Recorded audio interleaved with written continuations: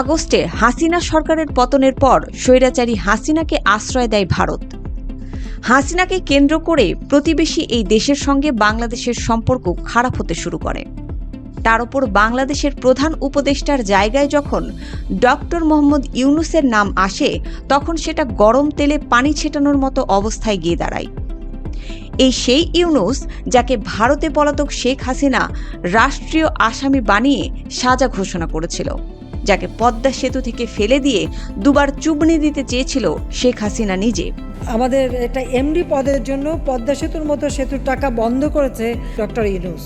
তাকেও আবার পদ্মা নদীতে দিয়ে 2টা চুবনি দিয়ে উঠাই নেওয়া উচিত, মরে যাতে না যায়।